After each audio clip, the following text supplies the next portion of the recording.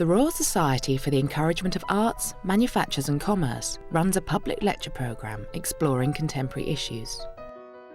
Teachers TV has access to these lectures, and today we bring you the lecture by psychologist Oliver James entitled Affluenza. Oliver James is a well-known psychologist, writer and broadcaster and author of the book The Affluenza Virus.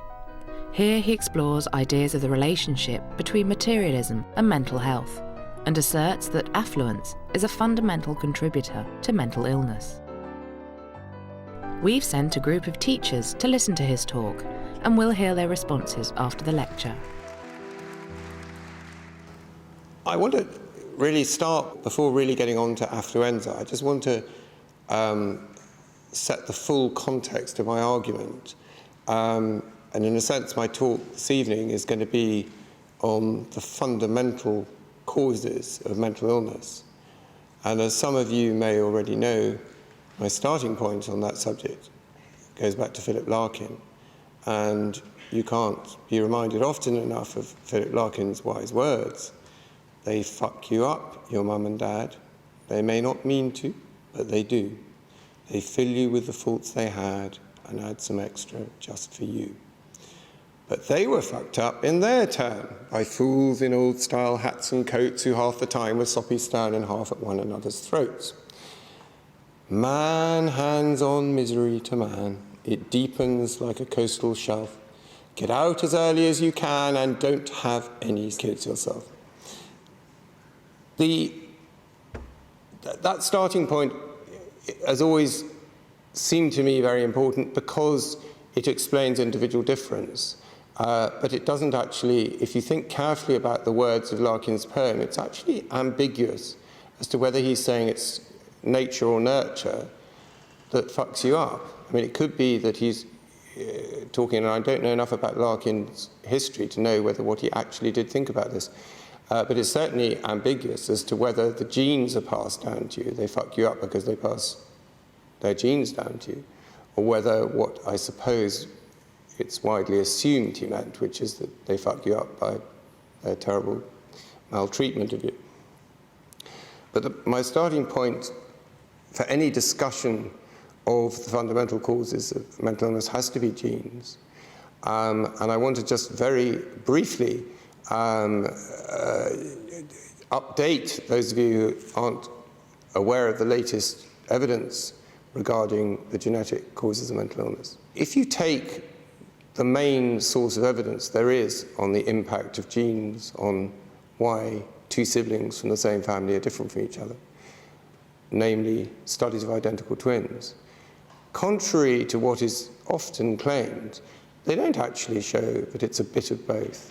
It's a bit of both is a line that probably, I would guess, most of this audience who are pretty highly educated and knowledgeable and probably have given a bit of thought to it, you would probably, most of you say, well, it's a bit of both. And you'd look at your children and you'd explain to me why you think so. To which I would retort, well, actually, first of all, the evidence doesn't show that. The evidence shows that in the vast majority of traits, whether you're talking about personality, cognition, or psychopathology, actually, it's not a bit of both. In most cases, it's either nil. For example, there are plenty of studies, very surprisingly, there are plenty of studies actually of homosexuality, particularly a huge study in Australia of gay men, 2,000 gay men, identical twins. Absolutely nil genetic influence found in that study. There are plenty of studies that find no influence of genes at all, and many, many, many others, which are frequently cited, where it's not mentioned that they come up with maybe 20 or 30% heritability. So it's only when you get to the extreme mental illnesses and the exceptional case of IQ that you get to the bit of both, where you actually do get a 50% heritability for schizophrenia with twin studies, and even higher, 60% for bipolar disorder. And my point is that then that even if you accept the twin studies, a bit of both doesn't completely stand up. And remember, we're talking here about individual differences. We're talking about within a population why individuals differ. Anyway, twin studies are unreliable.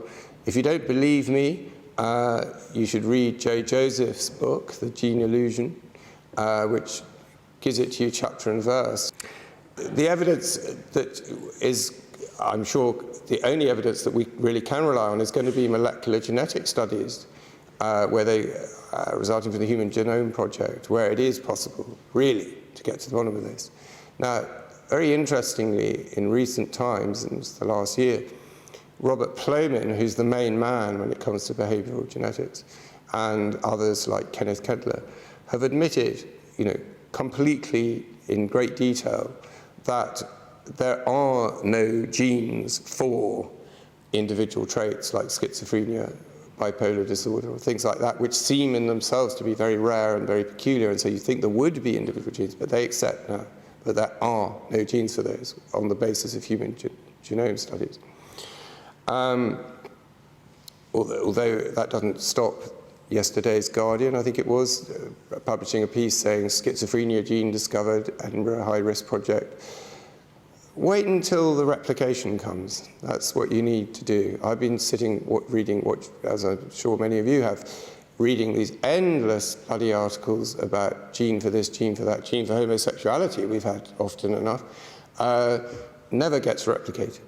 The only thing that is interesting in molecular genetics now has been a study that was a very clever study done in Dunedin in New Zealand, Avalon Caspi's study, which is very interesting, which showed, there's a lot prospective longitudinal study of 1,000 New Zealanders, and found that if you had a particular genetic variant of what's called the serotonin transponder, if you had it, what's called the short allele, then if you were maltreated, you were vastly more likely to be violent, depressed, and to smoke a lot of dope. Now,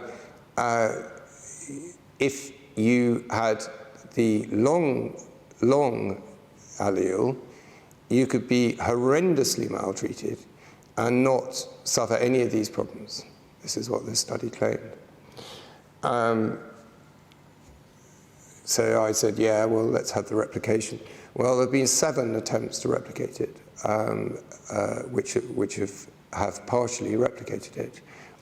So what I'm saying is, molecular genetics, the case is still very, the jury is very much out on this. They admit themselves, Caspi et al., that it's very far from clear whether his work on the serotonin transponder really does stack up. So what I'm telling you now is that as things stand, as I understand it, if you look at the evidence on molecular genetics, it's absolutely unclear whether genes, it's quite possible that genes play absolutely no part in causing mental illness whatsoever. That is still absolutely possible. I don't think it's likely to be the case. I think genes probably do play a part. But at the moment, we have no idea.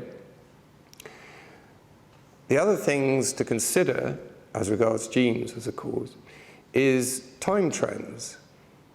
Think about it. In 1950, there were 6,000 crimes of violence against the person recorded. Before Jack Straw came along and screwed everything up by changing the way violence is recorded, in 98 was the last year that there were comparable figures. The number of crimes of violence against the police, against violence against the person recorded by the police, recorded was 252,000. Now, of course, that could be partly due to increased reporting, blah, blah, blah, blah, blah, but hardly anybody would seriously sustain that view. Hardly anybody claims that, even the most demented flat earther, would admit that there has been a very substantial increase in the amount of violence in our society, as there clearly has been in the amount of alcoholism and all the aholias. There's a whole load of problems that never used to exist at all, like shopaholia or whatever. So time trends, another very interesting example, which I'll be coming back to a bit later, which I think is a particularly important study that everybody should be aware of, and which I actually wrote about in The Observer, was one about 15-year-old children. This was a study in which they measured rates of anxiety and depression and all the rest of it in 5,000 15-year-olds. That's a huge sample in the mid-80s. And then they measured similar outcomes in 5,000 more 15-year-olds in the mid-90s. And the fascinating thing was that, A, there was no increase in depression or anxiety amongst boys, nor were boys in any way more worried about school than they had been. Boys still couldn't give a shit about exams, basically, I'm very glad to say. However, there was a massive crisis in upper middle class girls, social class 1 and 2 girls, 24% of whom in the mid-80s were already depressed or anxious, and this had risen to 38%, over 1/3 of your daughters, because you are the upper middle classes, were suffering from depression and anxiety. And the reasons? Well, they were obsessed with school performance and exam performance, and not how pretty they were, but their bodies. And they were also not very happy with their home lives. Now that is an example of something that could not possibly have anything to do with genes whatsoever. A massive change in rates of mental illness, and also nicely against common sense in a way, because all of us well-educated folk know that the poor are much more likely to be mentally ill than the rich. So we're told, well, here's an example of one cohort, of one category of citizens where that's not true, because the 15-year-old girls from social class 4 and 5 were doing fine. In fact, I very much come to the conclusion this is the best time in the history of the world to be a social class 4 or 5 15-year-old girl. They're having a whale of a time compared to their ancestors. But their richer sisters are not. But my point is, it can't be due to genes. Finally, the thing that is the absolute clincher for me about the insignificance of genes, which I've only recently been aware of because of the work I've been doing for the book I've been writing, is cross-national trends, cross-national prevalences of mental illness. Now, obviously that's a hugely problematic area if you don't use exactly the same methods. And to address that, the World Health Organization have done, they really, psychiatrists are not much use for anything apart from as quite useful as pharmacists if you're having a psychotic episode, but they're essentially an extension of the pharmaceutical industry. But the other thing that they are good for, and they really are good at this, is measuring mental illness. And I mean, my dad was a psychoanalyst who actually trained as a doctor and psychiatrist at Maudsley way back in the 40s. And he always used to regale me with how hysterically funny it was, because there was absolutely no treatments then. But they spent their whole time measuring things. They measured. The great thing was diagnosis. And then they would diagnose the person and say, you suffer from a subclinical atomized, ongoing personality disorder with atypical features. And the person would say, great, okay, now, what's the answer? You didn't know. No, we don't know how to do anything about it, but we've decided what you are. Well, they are good at that. And the WHO study has so far reported for 15 nations. Now, there's massive differences, 6-fold differences in rates of mental illness around the world. And this study can be trusted. They've gone to great lengths to make sure that, taking into account the way that different countries interpret words. The thing I will say for these psychiatrists is they do know how to sit somebody down for an hour and a half and come to a conclusion about whether they're bonkers or not. So, you've got to say something like a 6-fold difference between, by far, the most bonkers society on earth, America, where in the USA, 26.4% of Americans have suffered from a mental illness in the last 12 months. 4.7% of people in Shanghai have.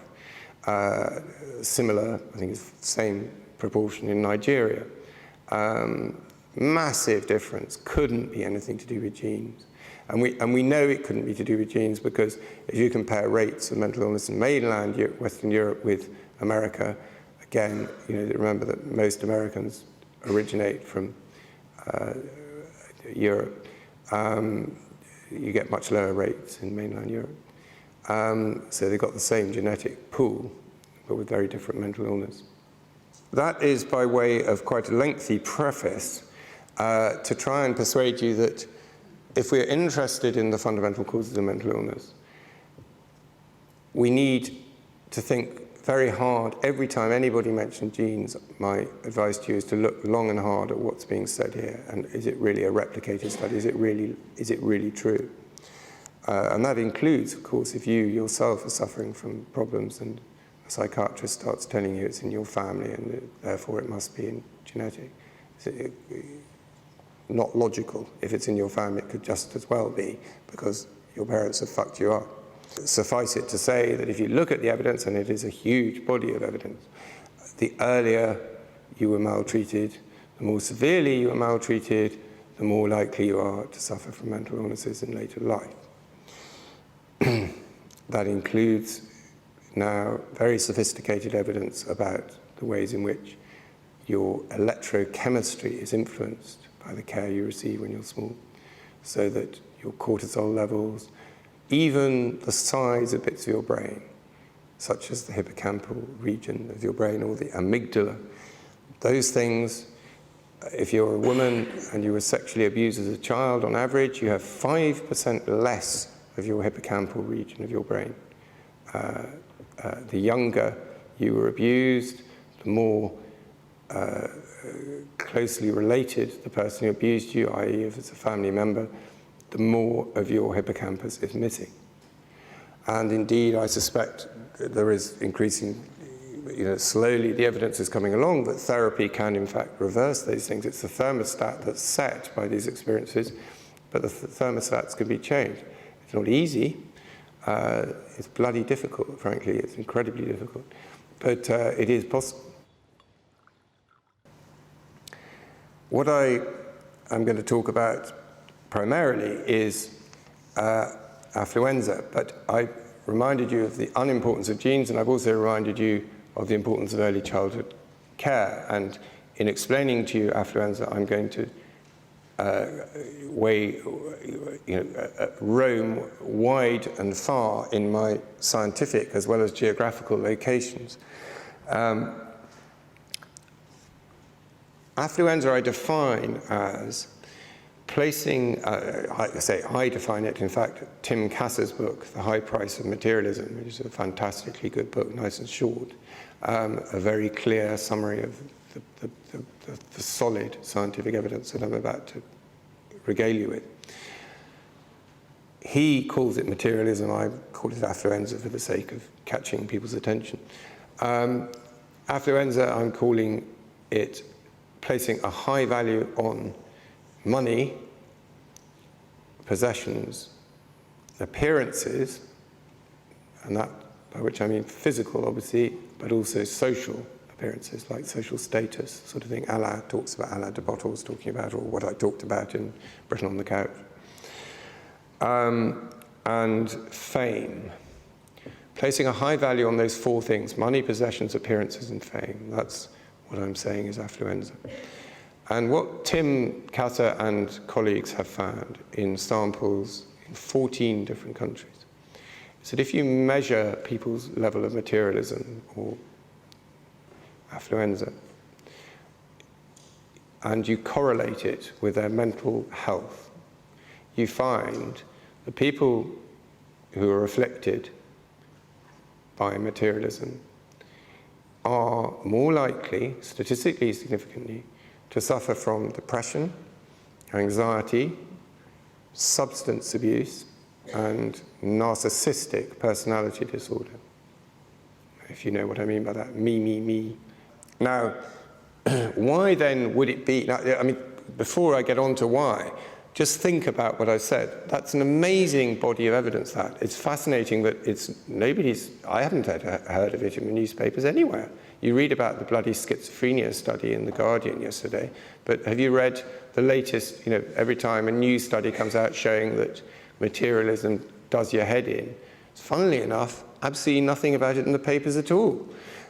These studies that I'm telling you about, it's very unlikely any of you will have heard of them before.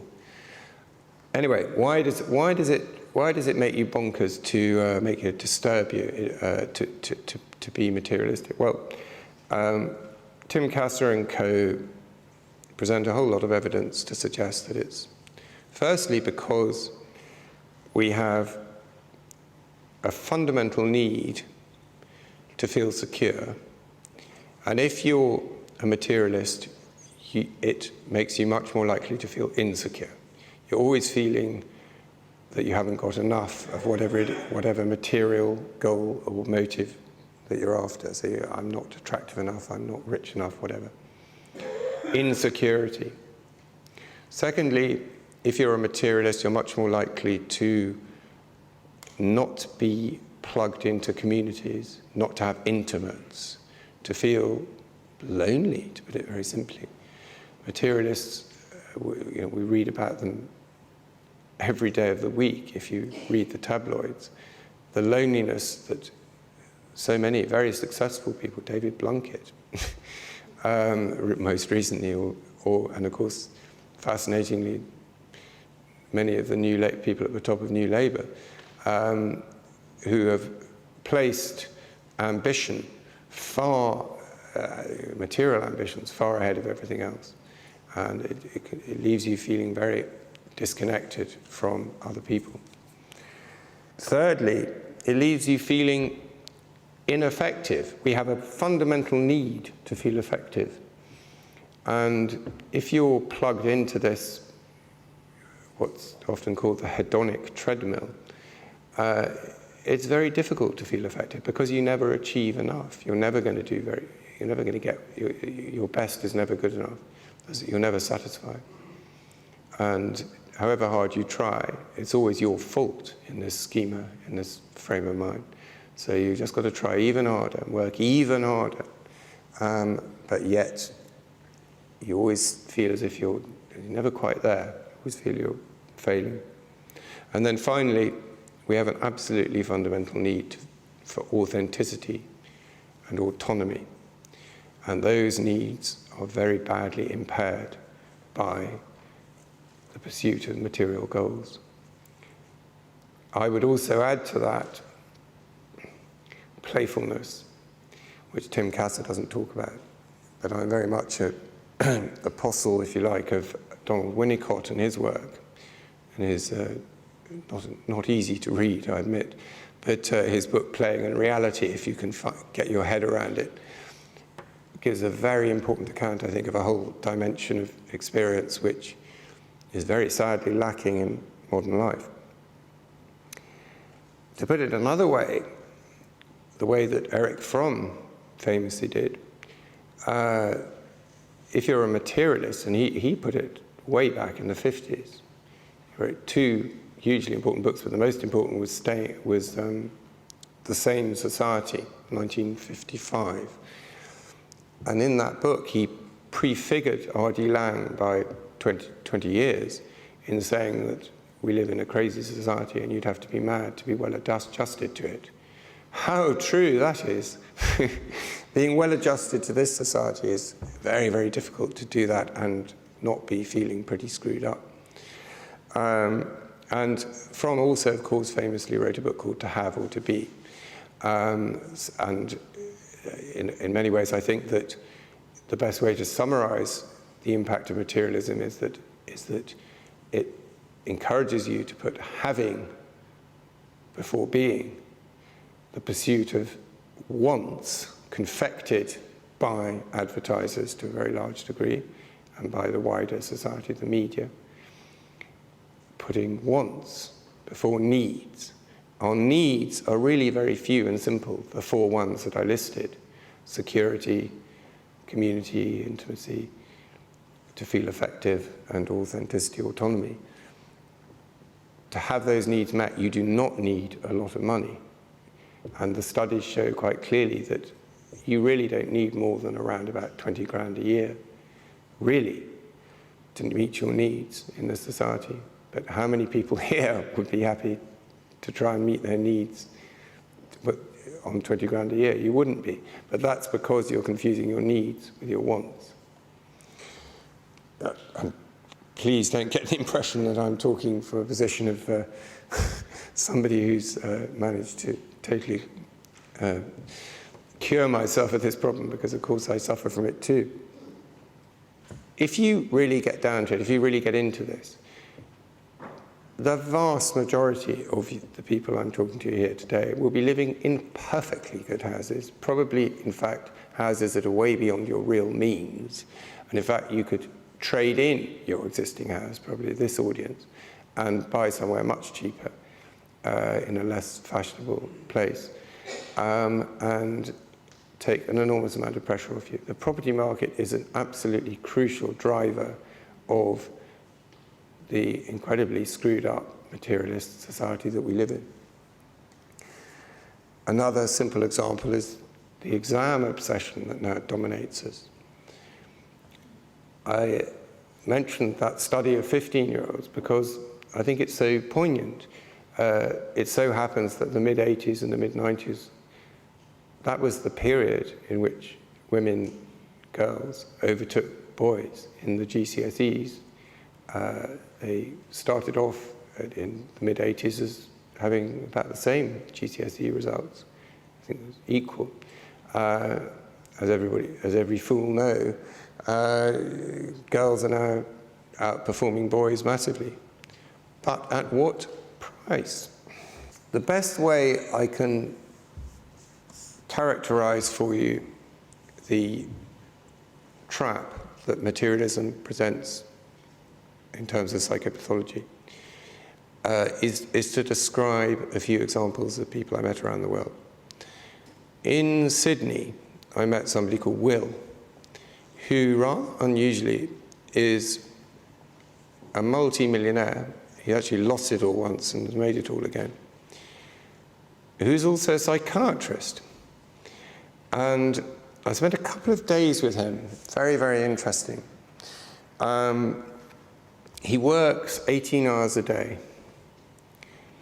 According to him, none of his relationships aren't part of his working life. He didn't mention his wife or children once in all the time that we spoke. The great issue for him, perhaps because he's a psychiatrist, is what is his diagnosis? And I think this is why he bothered to talk to me for such a long time. He was using me as a kind of sounding board. Is he subclinical bipolar disorder? Or is he suffering from adult ADHD? This is the question. What he didn't realize, I think, is that he, in fact, is an absolutely classic case of what Erich Fromm called the marketing character. And it just so happens that, as of course, the marketing character is not to be found in the Diagnostic and Statistical Manual of Psychiatric Disorders, but it's a very distinct pathology. And funnily enough, it was an Australian who only back in 2000 started empirically investigating what it consists in. And Sean Saunders showed that people who are marketing characters are eager to consume, wasteful of their consumer goods, and they dispose of them and replace them frequently. They have very conventional tastes and views. They're uncritical of themselves or society, they're uninsightful. They agree with statements like having makes me more. They have a tendency to publicize and promote themselves. They experience themselves as a commodity whose value is defined and determined by the opinions of others and their possessions. And they see others as commodities to be manipulated. And indeed, when you actually read up on this, it's very, very interesting, because there's a whole lot of literatures that those of you who work in personnel would find most interesting. There's one literature on what's called the Machiavellian personality, which is an absolute gripper. It's all about, there's a Mach scale, so you can measure how much people are Machs or not, and then correlate it with all sorts of things. And a Mach, as the name suggests, is someone who's extremely manipulative and sees other people as pawns to be moved around on the chessboard.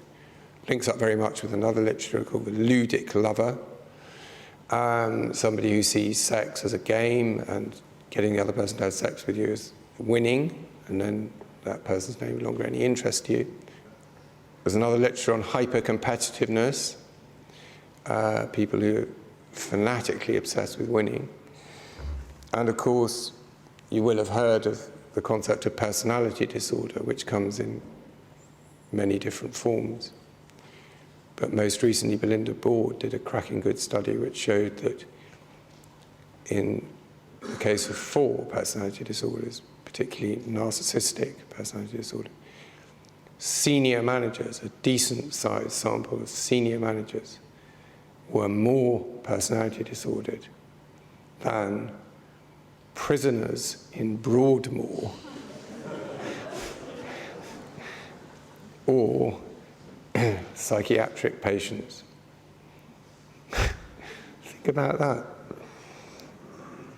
And it is a fundamental conclusion I've come to in the last few years, has been that one of the great challenges that faces us, if we're really to progress as a civilization beyond all past civilizations, would be how the hell do you get a society which is ruled by people who understand that the way we're cared for in early life is crucial, and who are not complete shits. Because hardly any of the people who run our societies or who become very successful, especially in the English-speaking world, are anything other than personality disorder, Machiavel, marketing, blah, blah, blah. It's a real problem, and I don't know what the answer is. I'd be fascinated if anybody's got any clues how you do it. My best idea so far was the idea that nobody could become an MP without having spent 2 weeks full time looking after an under 3-year-old. And I think you'd find that none of our present rulers have done that.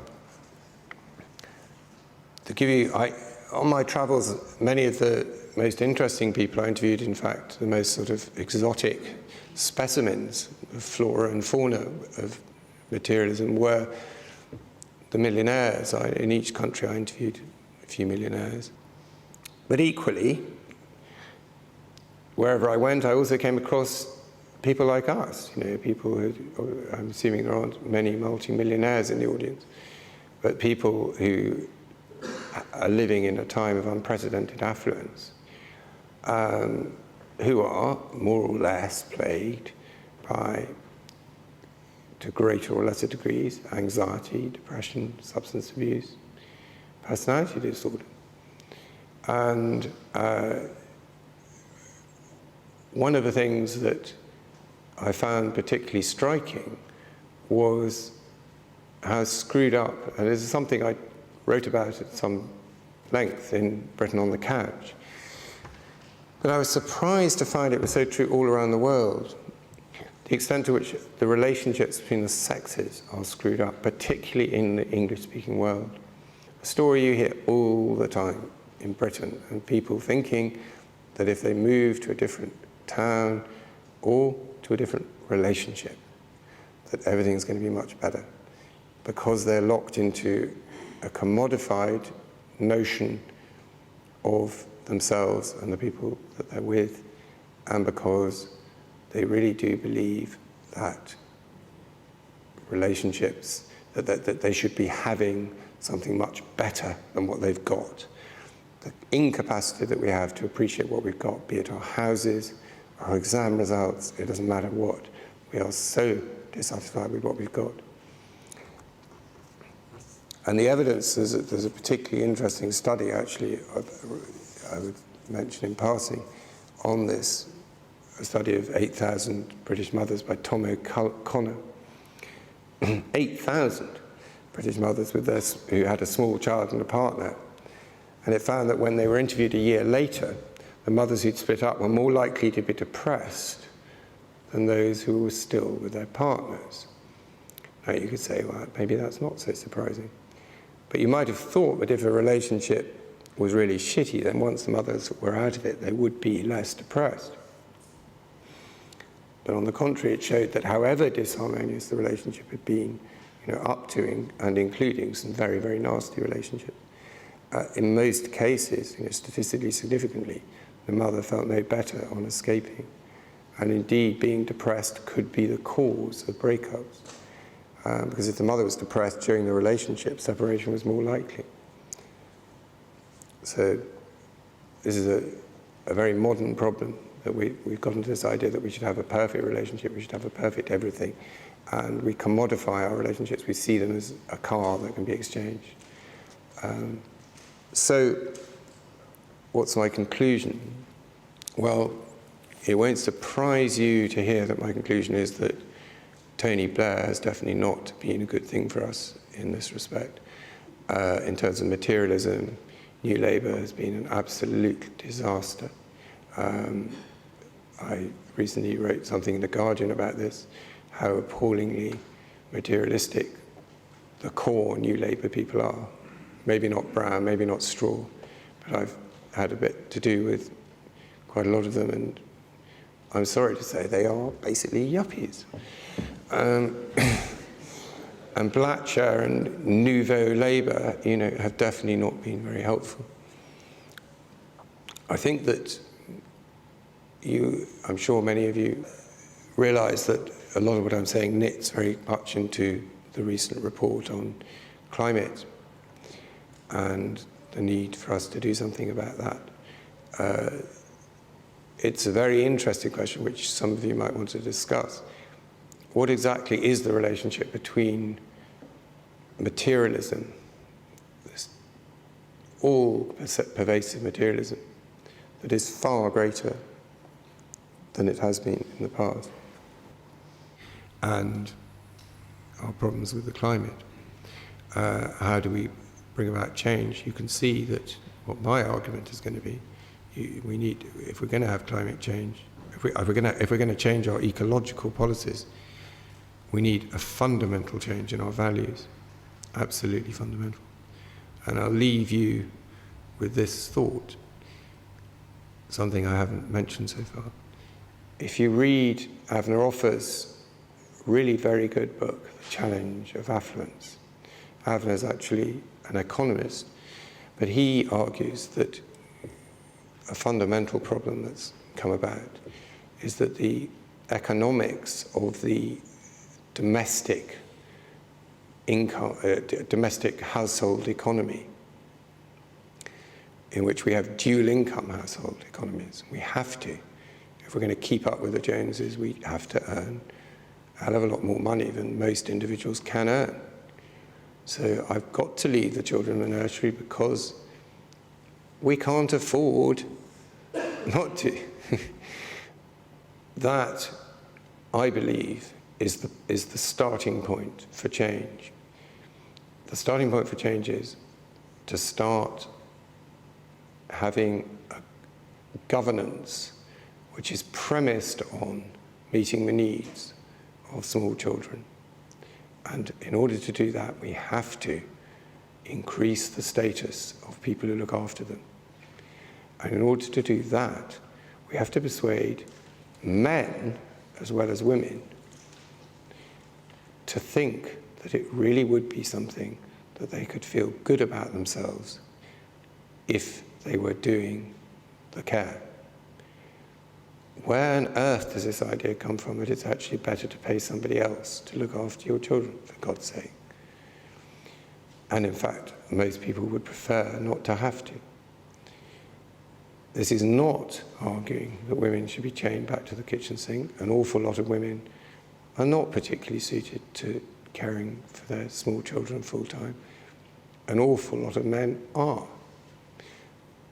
But my principal policy argument that we should pay the average annual salary at whatever it is at any one time to one or other parent, and it could be as much the man as the woman, to care for their under 3-year-old, because it would change the status of that activity. And because, sadly, we're so fucked in the head that it's only possible for us to feel good. And it's I'm not blaming anyone here. I'm saying I suffer from it as much as anyone else. But in my own family, in the families around me, those people who decide not to have paid work and to look after their children, whether it's part-time or full-time, have no status. They have the status less than a street sweeper. They're despised. And I think that is the most damaging feature of our modern life. And I think that if we can accept, okay, so let's accept that the only thing that matters in this stupid society is money. Okay, well, let's start from where people are at. Let's pay them to look after their own children. And then let's see. And let's see if people start to think again about what really matters. Anyway, that's my particular individual bugbear. I'm sure that many of you will say, well, you're miles off. There are many other much more important things. And I look forward to hearing what you have to say.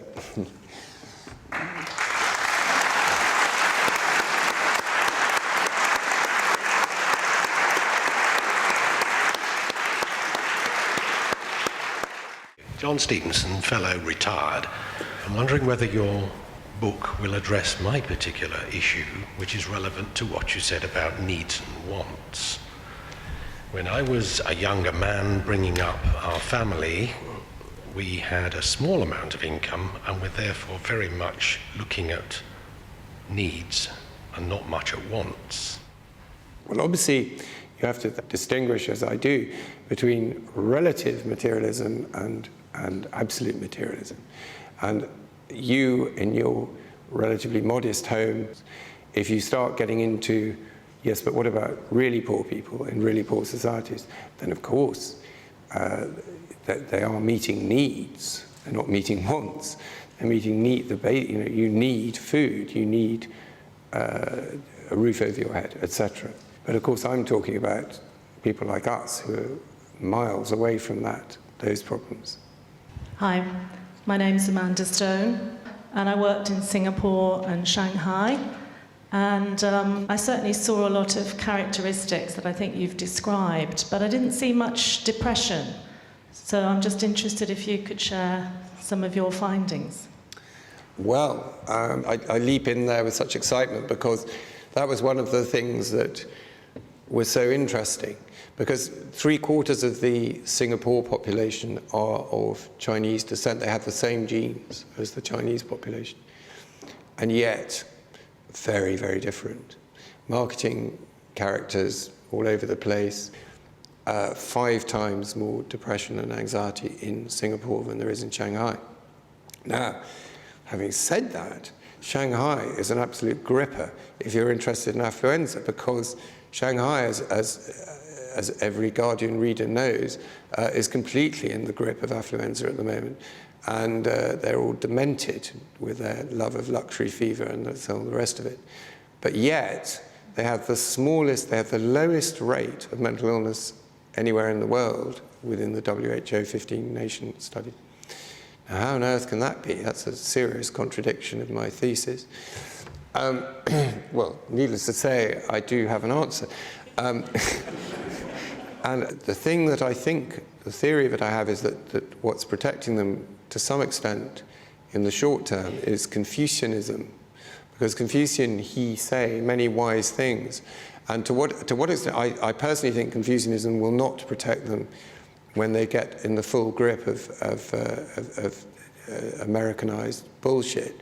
But at the moment, they still have a lot of very sensible thoughts going through their heads alongside the American bullshit. Christopher Goodhart Fellow, I'm just interested that you refer to the whole concept under nurture of maltreatment and abuse. Don't you think there's actually a case that in fact there's been too much good treatment and laziness towards children, so it's much easier to give in to what children want? You you don't treat them in a way that gives them any kind of nurture. So we've actually we've fucked them up in a different kind of way. Yes, I think it's true. There's a huge body of evidence that if you want your child to be mentally healthy or reasonably able to function in a normal society, or even an abnormal one like ours, the rewards and punishments need to be consistent, and there do need to be some. And I think that's true. But the 60s and 70s, that went by the board, and it is being reinstated. But unfortunately, what's going on is that now I think what's happening is that, as Avner Offer shows so convincingly, parents are so invested in their marketing characters that they really find it hard to remember just to have some fun with their children. Their children are incredibly good fun. They have such good fun. Speaking as a father of small children, you'll suddenly realise that everything you've lived up to now is a nonsense compared to it. I'm a governor at a secondary school, and to what extent do you think our education system, which is a combination of a system aimed at achievement and attaining, but also has some of the most caring individuals involved in it, to what extent does it reinforce the damage that's done or mitigate against the damage that's done by parents? I think that the teaching profession as a whole in the state sector, particularly in the primary part of the state sector, are kind of absolute saints, and they obviously do their very best in most cases to try and direct their pupils away from the kind of nonsense that New Labour wants them to imbibe. But unfortunately, they're up against, as you would know as a school governor, they really are up against a very, very difficult problem, which is that they've now had several decades of governments who are only interested in creating good little consumer producers and are not interested in setting minds free, in doing what education should be doing, which is to actually create a love of scholarship and a fascination with the world and all the rest of it, all the cliches that we all know about. There is still a hell of a lot of teachers who are just, doing their level best in virtually impossible circumstances to try and, set people free rather than imprison them.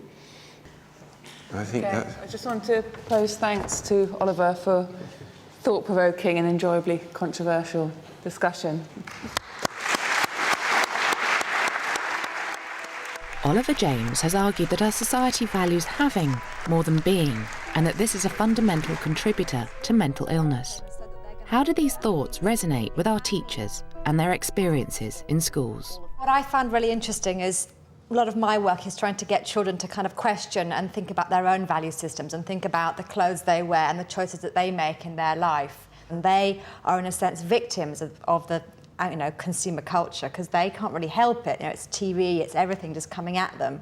And the only chance that they've got to sort of think outside that is if other people support them in saying, well, that's one way of thinking about it. There's other stuff going on as well. It's not just that one system, which very much our society is. And I suppose Oliver James's lecture made me think, it kind of just affirmed that is a really important thing to do if we are going to kind of challenge a very affluent society, to get young people, they're the future. I thought it was interesting how he mentioned the higher rate of depression and anxiety in girls. And I think you can really clearly see that in our society, with magazines aiming the way they are, and their image and the me and the fame. And I think that does have a bigger impact on girls. The whole problem with the girls also highlighted the fact that he said girls are driven by various things, and it stems from the parenting, which was his big focal point, that under 3 should be carefully looked after and nurtured. But I don't know whether we're sort of going backwards then. I just thought that was all a bit bizarre. I perhaps fall in that percent where I didn't want to be at home bringing up children. I would get no intrinsic value from that. I'd be torn apart, and then I wouldn't be giving my children the right values anyway, because I'd be depressed about my status. So I didn't quite agree with this whole look after them under 3 for sure, but then who gets to look after them? You know, we're saying there are problems with these 15-year-olds. Why aren't parents then saying, you know, are my kids actually going to school every day and enjoying that experience? I think as the children get older, the parents start to want performance more, don't they? Well, exactly. And they start to wish on their children what they perhaps wanted for themselves. Exactly. I think it's perhaps that's the case in many cases, but it is not. It's not the case across the board. No. What I see as a real bright ray of hope on the horizon with that is the National Healthy School Standard, which does involve parents as well as the children and the staff, the whole school community, and it's about emotional health and well-being as well as physical health and well-being. Those things are sometimes forgotten, and it's reflected for me in the fact that PSHE has never been a statutory subject. Can I be a bit provocative? Because I think that there are times when I feel that the PSHE curriculum is an add-on that needn't necessarily be there. Yes. If the family was working right, if the home was working right, if the curriculum was properly designed, we wouldn't need to have an artificial set of curricula. Well, the curriculum is such that it doesn't make room for a child's curiosity. It doesn't make room for a child's self-esteem. It doesn't make room for awe and wonder and all the things that undergird the development of the real inner child. In order to kind of make space for different attitudes and values to be celebrated, you've got to model that in the classroom. You've got to have space for discussion when people can say, I disagree, or I think differently, and that isn't going to be, that's wrong, or whatever, that there isn't a difference between, you know, that's a better attitude and that isn't. And that's something that's hard to nurture, but it's, even if it's in the school ethos, it has to be happening in the classroom as well. PSHE education is good education. You've got to have that stuff in place. Otherwise, how are you going to get good at literacy? How are you going to get your best SATs results? But that's the thing. Intrinsic and extrinsic. I think it was affirming of what good teachers have been doing all the time, whether they agree or not with the main text of the national curriculum and what we're required to do as teachers. There's a subtext beneath that, which good teachers have always been applying in their classrooms, valuing their children, respecting their children, listening to their children, giving them a voice and giving them an opportunity to talk about the things that really matter, regardless of what the actual main agenda says. And it was affirming. I thought that was important. The point you said is brilliant, because it also ties up with what he said about your children. You should be having fun. You should be, children are great. If you get out there and just have fun with them, it's amazing what you'll get out of them, whether it's your own children or the children you're teaching. And that, I think, if you're in education and you can have fun with your kids in the class, you'll get them to do amazing things. I suppose I feel positive about it, because although it's a very kind of, we're fighting against this huge sea, at least we're doing something, and at least we are going, listening to children, and we're trying to get them to think about the world in different ways, and that's all that we can try to do.